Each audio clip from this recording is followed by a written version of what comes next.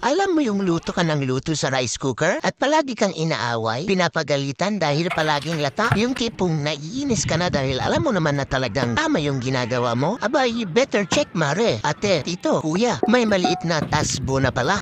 Don't dare waste your time and money again dahil ito na ang magandang remedy. Kesa bumili ka ulit ng bago, sundan mo na lang itong step-by-step na procedure para matakpan yung tasbo. Kailangan mo lang kuskusin at linisin ng mabuti para kumapit ng maigi itong ilalagay natin na adhesive foil. Ganun lang siya kasimple, mare. Pwede na ulit magluto ng perfect na kanin. Don't worry dahil kaya niyan i-withstand ang init na pinoproduce ng ating rice cooker. So what are you waiting for?